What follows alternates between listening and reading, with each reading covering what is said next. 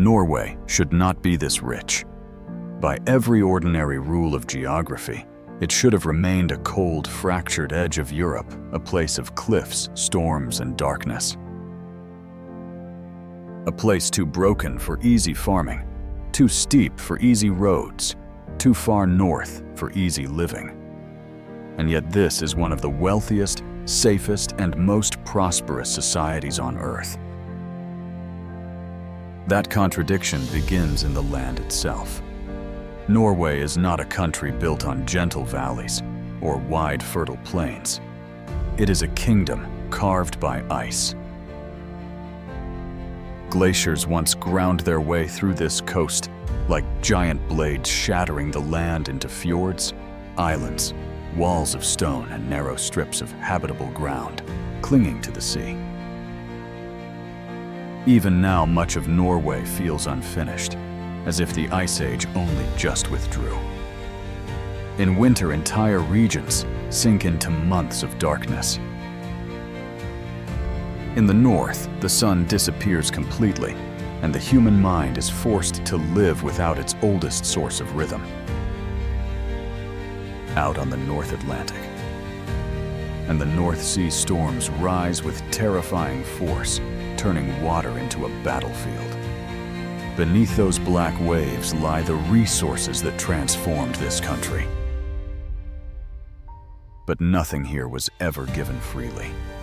Wealth had to be pulled from hostile seas, from rock, from cold, from distance, from a landscape that punishes arrogance. In Norway, paradise does not bloom naturally. It is engineered, tunneled, bridged, drilled, lit, heated, and defended against the climate at every step. The price of this peace is constant adaptation. The price of this beauty is danger. And the lesson of this country is not that nature was conquered, but that an entire society learned how to live on the edge of the abyss without falling into it. To understand Norway, you have to begin with damage. Not the damage of war or empire, but the damage done by ice on a scale so immense that it rewrote the shape of a continent.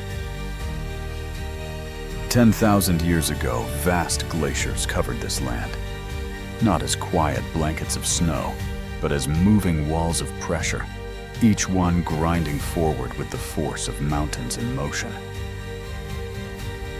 They crushed valleys, deepened fractures, tore through bedrock, and dragged entire worlds of stone toward the sea. What they left behind was not a smooth northern paradise. It was a coastline shattered into fragments, a kingdom carved into pieces by cold. The fjords are the proof.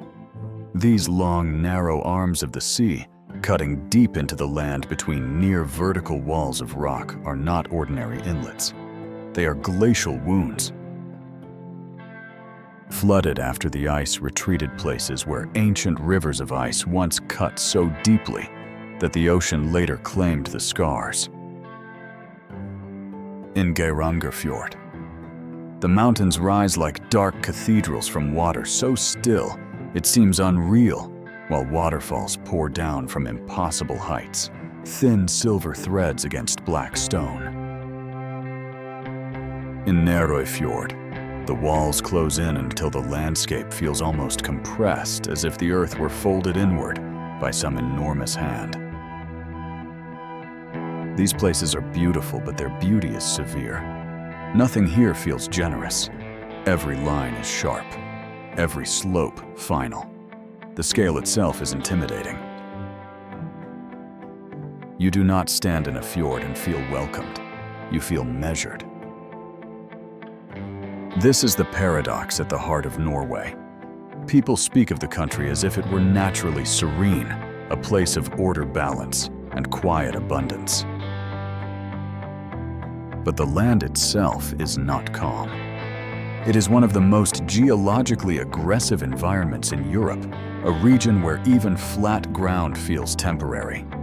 Villages cling to narrow strips between sea and cliff. Farms appear in places that seem too steep to trust,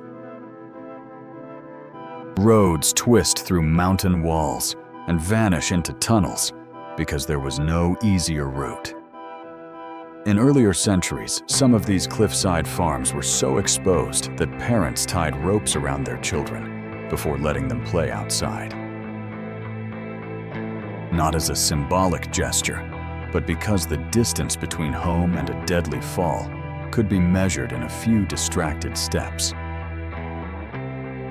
This was not folklore born from exaggeration. It was simply life on the margin. The land offered beauty, but it also demanded vigilance. Nowhere is that more visible than at the great rock formations that have come to symbolize Norwegian vertigo. Preikestolen, the pulpit. Rock juts straight out above Lise Fjord, like a stone blade suspended in air. Its flat top seeming almost too geometrically perfect to be natural. Stand at its edge, and the drop below becomes less a measurement than an instinctive shock. Trolltunga, the troll's tongue, extends from the mountainside like a slab of myth hanging above a vast emptiness that makes the human body feel suddenly small and soft. These places are photographed endlessly, now visited by hikers who come for the sensation of standing beyond the edge of ordinary landscapes. But their deeper meaning lies in what they reveal about Norway itself. Here, the land never softened for human comfort. People adapted around its hostility, not the other way around. And adaptation in Norway often means engineering so bold, it begins to look like defiance. If the Ice Age built a world of barriers, modern Norway answered, with tunnels, bridges, ferries, and roads that appear almost impossible until you realize they had no other choice. The Lærdal Tunnel is the clearest example, a 24-kilometer passage bored directly through mountain rock, the longest road tunnel in the world. Built not as a luxury, but as a necessity. In many countries, a mountain range would separate communities. In Norway, engineers drill through it. Islands are stitched together by bridges that curve and leap over exposed water, where storms can turn the sea white with rage. Elsewhere, roads spiral down impossible cliffs in hairpin turns that feel less like transport infrastructure and more like negotiations with geology. The Atlantic Ocean Road, that famous chain of causeways and bridges running low over the sea, looks cinematic in calm weather and almost insane in storms, when waves crash over the asphalt and the horizon seems to dissolve into spray. Yet this too is Norway, not the elimination of danger, but the design of systems that allow life to continue within it. Still, no tunnel or bridge changes the basic truth that Norway is a nation built on steepness. Even its agriculture tells that story. There are places where hay was once cut by hand on slopes, so angled that one slip could carry a person and a season's work into the water below. In small fjord communities, boats were not optional. They were the true roads for centuries, because movement by water was often easier than movement over land. The sea connected what the mountains divided. That maritime instinct entered Norwegian culture so deeply that even when roads and tunnels arrived, the orientation remained the same. Outward seaward, always conscious of weather and distance. Always aware that the elements were not scenery, but active forces. And those forces have character. Rain does not fall gently here. It sweeps through valleys and strikes stone with a chill persistence. Snow accumulates in heavy silence, and then, under the wrong conditions, releases itself as avalanches. Rockfalls are not theoretical risks. but recurring facts in a landscape constantly eroded by freeze and thaw. The mountains continue to move slowly, but without rest. Even the fjords themselves can become sites of danger when unstable slopes collapse into the water and create local tsunamis. The grandeur of Norway is inseparable from hazard. It is not a postcard nation accidentally blessed by beauty. It is a place where beauty and threat are often the same thing viewed from different distances. And yet that is exactly what shaped the people who stayed. The Norwegian relationship to landscape is not built on domination, but on respect, sharpened by necessity. The country did not become what it is by pretending the land was kind. It became what it is by observing where the land could be crossed, where it had to be tunneled, where it had to be ferried, where it had to simply be endured. This is a nation that learned to build horizontally through fragmentation and vertically through severity. Every road clinging to a fjord wall, every tunnel lit deep within the mountain, every bridge rising above cold water, is a statement of the same idea: we know this place is difficult, and we will live here anyway. That attitude has a moral texture as well as a practical one. In easier geographies, prosperity can appear almost natural, as if it simply emerged from fertile land and forgiving climates. In Norway, prosperity always carries the memory of effort. To live here meant learning how to survive winters, darkness, steep terrain, storm water, and isolation. It meant storing, planning, repairing, and cooperating. It meant knowing that beauty alone would not sustain you. The fjords did not offer comfort. They offered fish passage, defense, and risk. The mountains did not offer ease. They offered stone snow and boundaries. The question was never whether the land was ideal. The question was whether humans could learn its terms. That is why the fjords matter so much in the national imagination. They are not merely scenic wonders for cruise ships and cameras. They are the original lesson, the first architecture of Norwegian identity. They taught scale patience, humility, and endurance. They taught that survival depends on reading the land correctly, on accepting that some routes are closed until they are cut open by extraordinary effort, and on understanding that peace in a place like this is never passive. It is built, maintained, earned. So when the world looks at Norway today and sees order, wealth, and impossible calm, it is seeing the final expression of a much older struggle. Beneath that calm lies a country that was first shredded by ice, and then slowly stitched back together by human will. The fjords are the visible memory of that process. The great glacial knives still embedded in the landscape, reminding anyone who looks closely that this kingdom was not made soft by nature. It was made sharp. And everything that came after had to learn how to hold that edge without falling from it.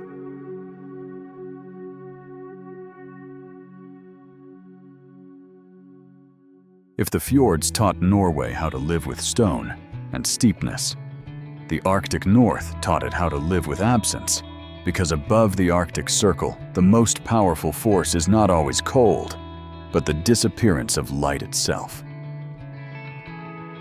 In Tromsø, winter does not arrive simply as a drop in temperature. It arrives as a subtraction. Daylight shrinks, then weakens, then vanishes entirely, until for weeks, the sun never clears the horizon at all.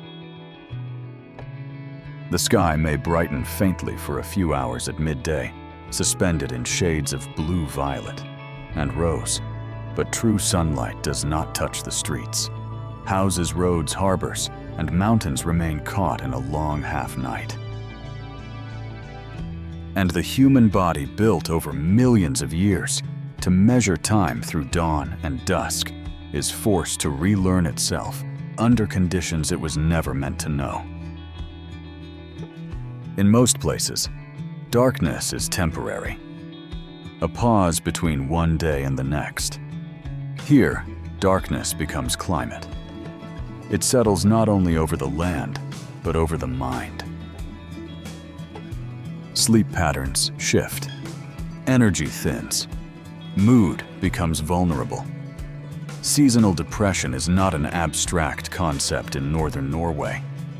It is an environmental pressure as real as snow, wind, or ice. And yet, Tromsø does not surrender to it.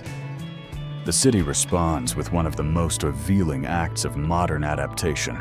Anywhere in the Arctic, it manufactures brightness where nature withholds it. Streets are carefully lit, not in the harsh, purely functional way of industrial illumination, but with warmth, intention, and tone. Windows glow amber through the dark. Cafes become refuges of low-light human noise and shared presence. Public buildings, homes, and urban spaces are designed with the understanding that light is not just visibility here, but psychological infrastructure. People gather more deliberately. Social life does not hibernate. It intensifies. Concerts, festivals, winter markets, candlelit interiors, long dinners, outdoor rituals, and the cultural discipline of Koselig. That Scandinavian commitment to warmth, comfort, and intimacy all become tools of resistance against the season. This is one of Norway's greatest hidden strengths. It does not merely endure the dark, it organizes itself against it. The result is not denial, but adaptation sharpened into culture. Even architecture participates. Colors matter more here. Windows matter more. Interior design matters more. A room is not just a room during polar night. It is a counterweight to the sky.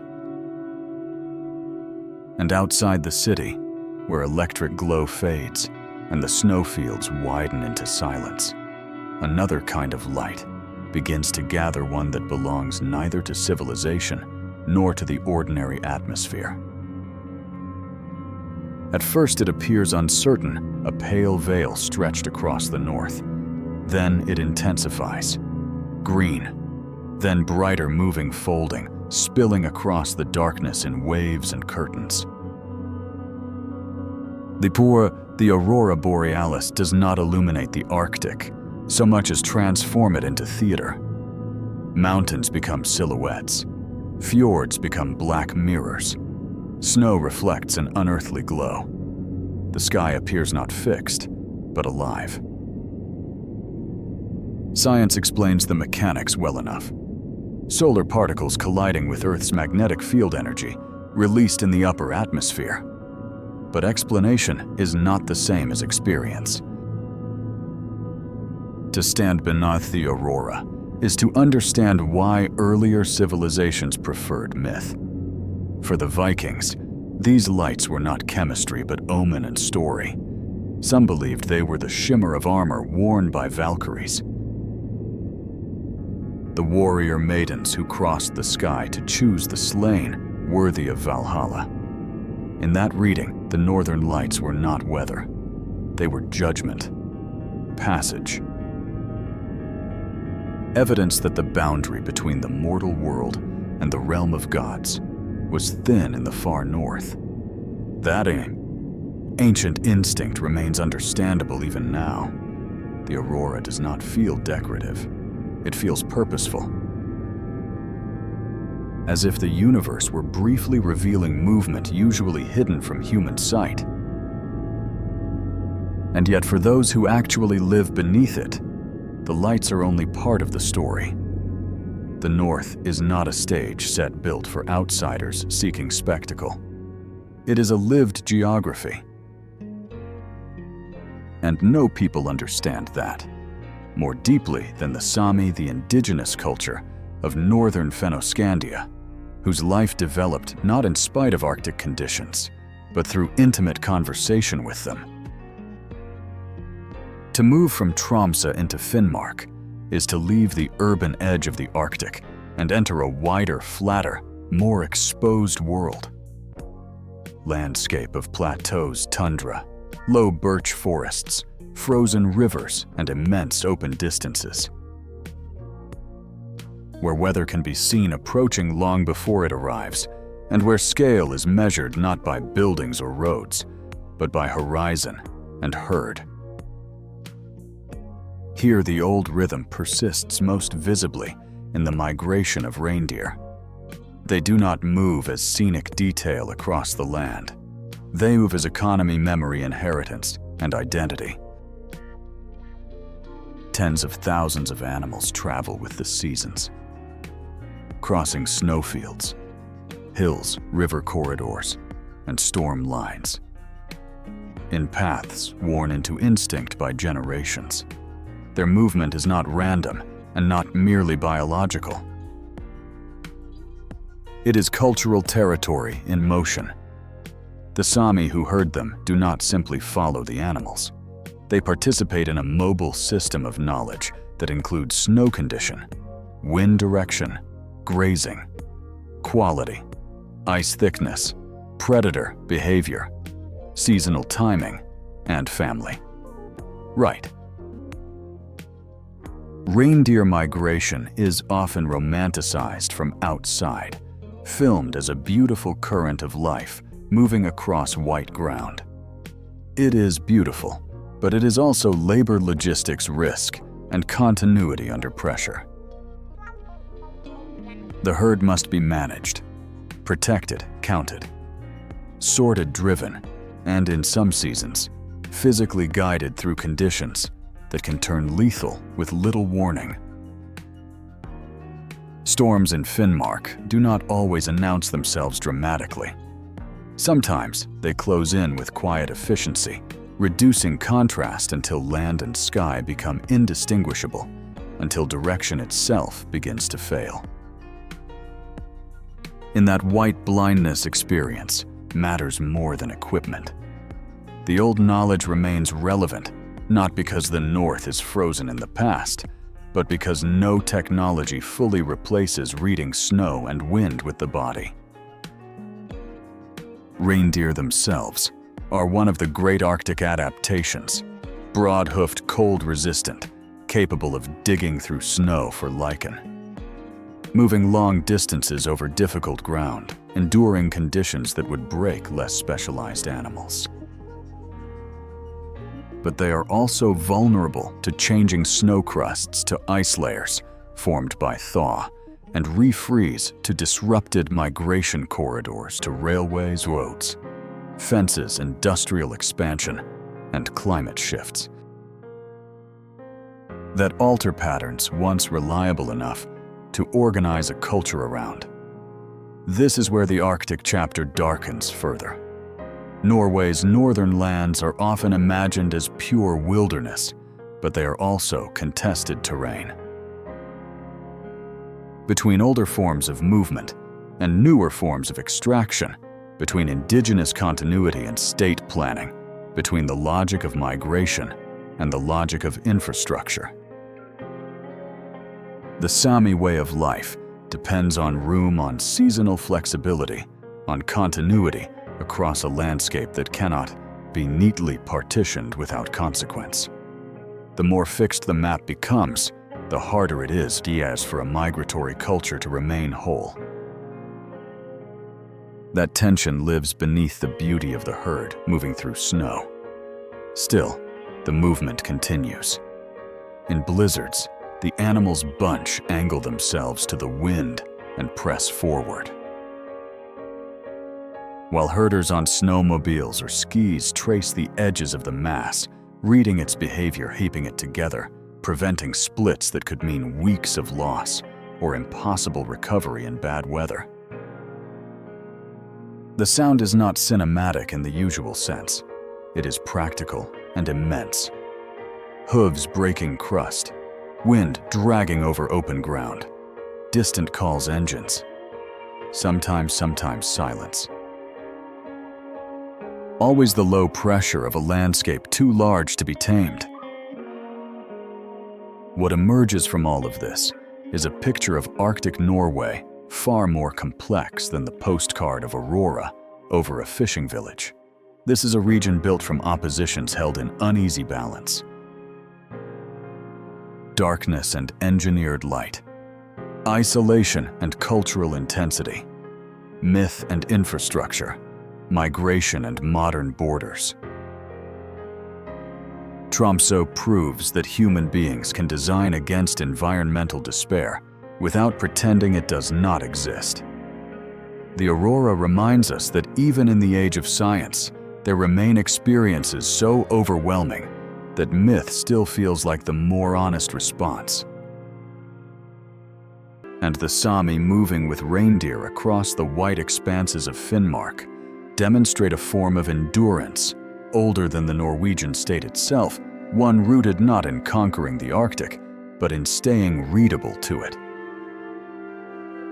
This is why the chapter matters. The North is not simply scenic extremity. It is the part of Norway where the country's central paradox becomes impossible to ignore. This is one of the world's most stable, prosperous democracies, and yet part of its national character was forged in a place where the sun disappears, where psychological survival requires cultural design, where beauty arrives in the form of electromagnetic storms, and where one of Europe's oldest indigenous cultures still depends on following animals across blizzard-scoured land. Norway's northern empire of light and darkness is not a contradiction to its success. It is one of the reasons for it. Because a society that learns how to live meaningfully through months of darkness learns something profound about resilience. And a country that still contains places where myth feels rational beneath the aurora has not entirely traded its soul for comfort. If Norway often appears to the outside world as a land of order, silence, and impossible beauty, then this is the chapter that strips away that illusion. Because beneath the calm surfaces of its fjords, beyond the clean geometry of its cities and roads, another Norway still exists, older than memory, colder than language, and governed not by policy or design, but by hunger, weather, and pressure. In the high plateau of Dovrefjell, winter does not merely arrive, it occupies. The wind moves across the open tundra with nothing to slow it, carrying ice crystals that cut at exposed skin like glass dust. Temperatures plunge so low that sound itself seems to harden. The world becomes white, then gray, then nearly invisible. And in the middle of that storm, where most life would fold inward or appear, a darker mass remains standing. The muskox, half a ton of muscle horn and prehistoric intent, covered in a shaggy coat so dense and long that it hangs almost to the snow, sealing warmth inside while the outer world tries to erase it. These animals do not look adapted to the modern age. They look like survivors from a world that should have ended with the Ice Age and somehow refused to obey extinction. Their bodies are compact, low-built to conserve heat and hold ground. Their breath rises from their nostrils in thick bursts that freeze almost instantly along the fur of their muzzles, forming white crusts around dark faces, set with the calm, unreadable focus of creatures that have outlasted colder centuries than ours. They do not flee the blizzard. They stand inside it, letting snow collect on their backs until they seem less like animals than like moving stones. But this stillness is not softness. It is stored force. In rutting season, the plateau changes character. Males lower their enormous heads, step backward across the snow, then charge. Horn meets horn with a crack that echoes through the frozen air. The impact travels through neck spine and ground alike. Snow erupts beneath their hooves. The collision is not frantic. It is ritualized violence, ancient and deliberate, a contest not only of size, but of stamina, timing and will. Again they separate. Again they drive forward. The tundra itself seems to vibrate beneath them. In these moments, Dovrefjell feels less like a national park than a surviving fragment of the Pleistocene. A place where one can still witness the kind of contest that once shaped entire ecosystems of cold-adapted giants. Yet even the muskox, for all its mass and defiance, is only one expression of Norway's older sovereignty. To understand the next, the camera must leave the plateau and move west, where the land fractures into islands and sea. And the mountains rise like broken black teeth directly from the water. Lofoten is beautiful in a way that almost feels hostile. Too sharp, too dramatic, too exposed. Peaks rise straight out of the ocean, as if the crust itself had been lifted and left unfinished. In winter, the light is weak, and angled the sea steel dark, the villages small and brightly painted, against a landscape that seems determined to crush color. But the true drama of Lofoten is not only above the surface, it is below. Beneath these black waters, one of the great feeding spectacles of Northern Europe unfolds, when the herring gather in vast silver masses, turning the fjords and offshore currents into a living reservoir of energy. And wherever such abundance forms in the ocean, predators arrive. First in shadows, then in numbers. Orcas. Sleek black and white, moving through the water, with an intelligence so visible, it feels almost unsettling. They do not hunt with panic or excess. They calculate. Pods communicate through clicks, calls, and pressure waves, coordinating in real time, below the surface where vision is limited and sound becomes architecture. They drive the herring into tighter and tighter spheres, compressing thousands of fish into a bait ball so dense it behaves almost like a single organism. Then comes the strike. An orca turned sideways accelerates and lashes its tail with precise force into the edge of the school, stunning fish without wasting energy in a chaotic chase. Another circles. Another cuts off escape. This is not brute predation. It is orchestration. A marine intelligence honed by generations of inherited technique. And then, from deeper water, a second giant enters the scene. Humpback whales rise into the same feast, vast bodies surging upward through the herring, with mouths open, pleated throats expanding as they engulf water and prey in staggering volumes. The contrast is extraordinary. The orca focused, tactical, surgical. The humpback immense, explosive, almost geological in its feeding power. Above them, seabirds wheel and dive, reading the disturbance below like an invitation. The water boils with movement, silver fish flashing in terror. Dorsal fins slicing the surface vapor, exploding from whale blows into the cold air. Lofoten, so still and monumental from shore, reveals itself as a war zone of appetite beneath the waves. This is the Arctic edge, not as postcard, but as machine, a place where the sea gathers energy and the apex hunters of the north arrive to convert it into survival.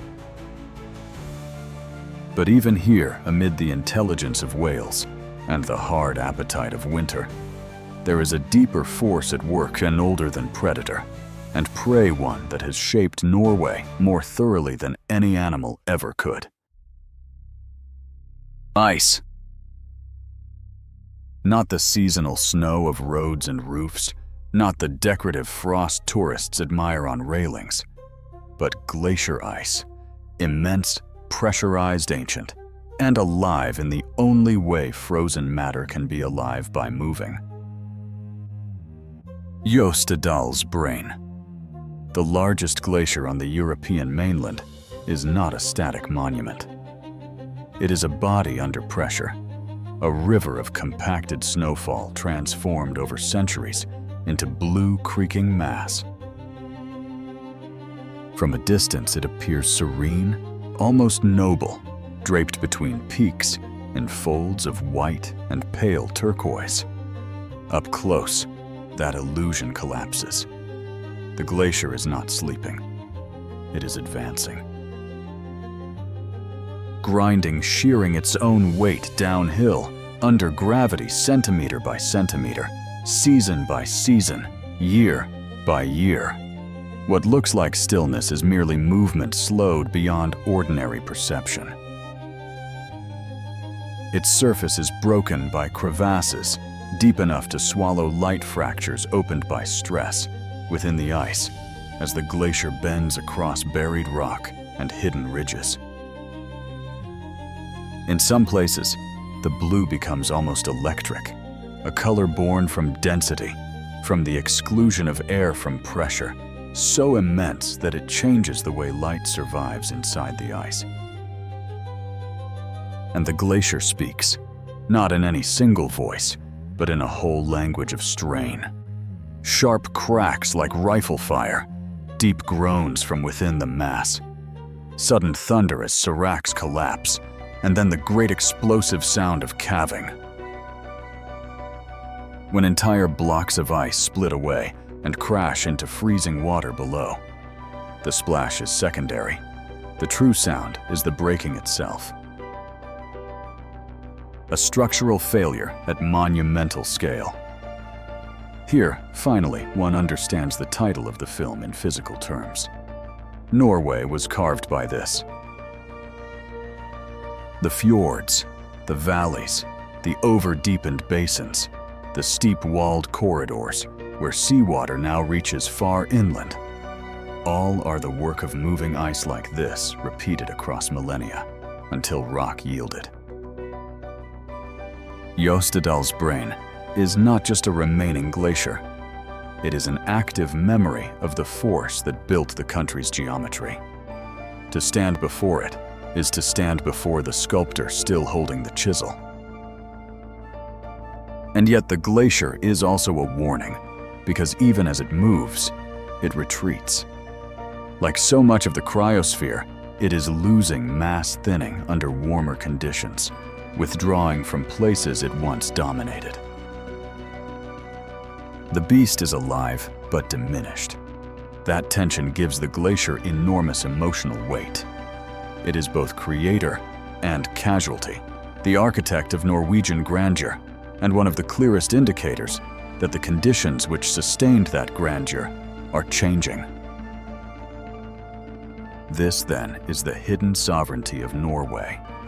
Not just humans living cleverly among cliffs, not just wealth extracted from sea and rock, but an entire nation still under the influence of primal powers that have never stopped acting.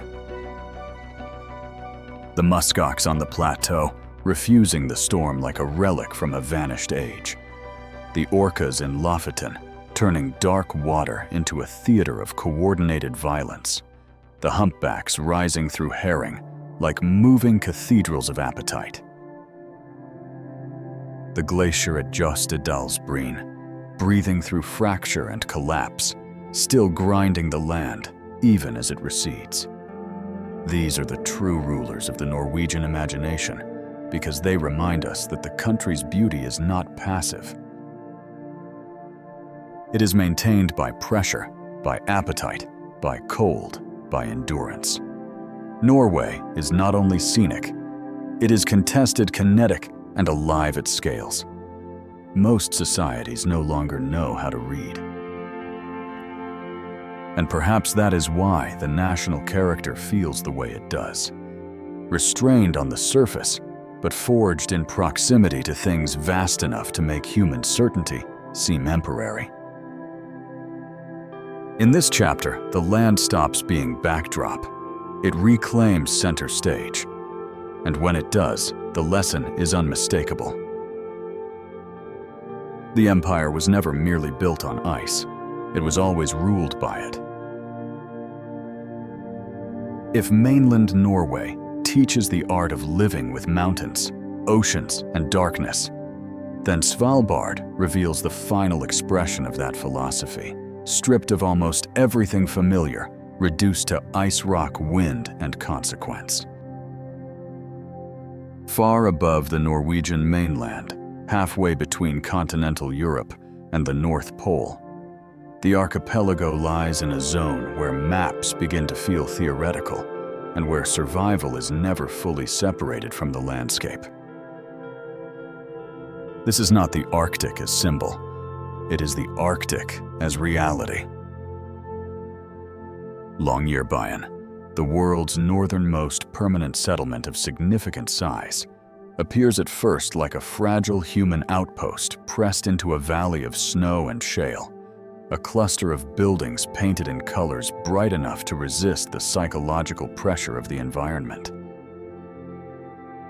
Mountains rise steeply around it, carved into hard lines by freeze and collapse. The sea freezes, breaks, and reforms. The light behaves strangely here, either vanishing for months or refusing to disappear at all. It is a town built not because the land invited settlement, but because human beings decided that even here on the edge of the inhabitable world, they would create order, routine, and community. Yet Svalbard never allows anyone to forget that human presence is conditional. This is one of the few places on Earth where people are advised to carry rifles not for myth or display, but because polar bears move through the same valleys, coastlines, and ice edges with greater natural authority than any human resident. On these islands, there are more polar bears than people, and that fact shapes behavior at the deepest level. To leave the settlement is not simply to go outdoors. It is to step into a domain where the top predator is not metaphorical, where caution is not paranoia, and where the distinction between civilization and wilderness can vanish within minutes of walking. Even the basic markers of human life are altered here. Longyearbyen has no ordinary relationship with birth or burial. Women close to childbirth typically leave the archipelago for the mainland. Not because life is unwelcome, but because the infrastructure and medical certainty required by modern birth do not fully belong to this latitude. Death, too, behaves differently in the permafrost. Bodies do not decompose in frozen ground the way they do farther south. The soil holds them, preserves them, resists the normal biological return to Earth. So in practice, this is a place where people do not easily begin life and do not simply remain after death. The ground is too cold even for that. The message is stark and strangely moving. Svalbard allows human presence, but not the illusion of permanence. It is not a place to put down roots in the sentimental sense. It is a place to inhabit carefully, provisionally, with constant awareness that nature still controls the deepest rules. And yet, out of that severity, Norway has built one of the most symbolically powerful structures on Earth, a place whose significance far exceeds anything suggested by its quiet exterior. Deep inside a mountain above Longyearbyen, beyond reinforced doors, and a tunnel descending into frozen rock, lies the Svalbard Global Seed Vault, often called the Doomsday Vault. Though the phrase is almost too theatrical for what it truly is, this is not a bunker for people. It is a vault for possibility. Inside, it's secured behind layers of engineering and geological advantage are backup samples of seeds from nearly every major crop, variety humanity depends on: rice, wheat, maize, beans, lentils. Countless locally adapted strains gathered from gene banks around the world. The logic is simple and monumental. If war disaster negligence, climate collapse, or political failure destroys the agricultural diversity stored elsewhere, then this mountain in the high Arctic may still preserve the biological memory needed to begin again. There is something almost mythic in the choice of location. Why store the future of global food in a place so cold, so isolated, so inhospitable that even burial becomes difficult? The answer is the same answer Norway has been giving all along. Because this kind of landscape, precisely because it is so hard, can sometimes protect what softer places cannot.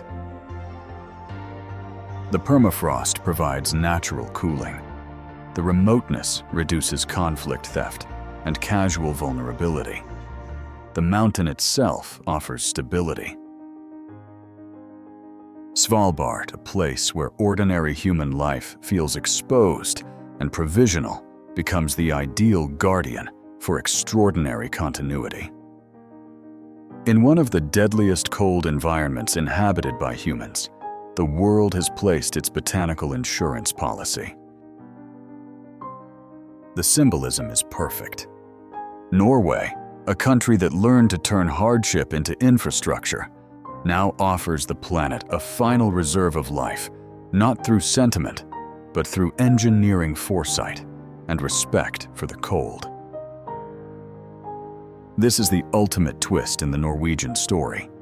A land that appears severe to the point of hostility becomes a custodian of renewal.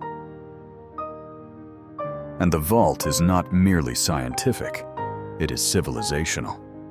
It represents a rare kind of humility, an acknowledgement that modern systems are fragile, that supply chains can break, that climate can shift, that conflict can erase in a season. What took centuries to adapt, breed, and protect.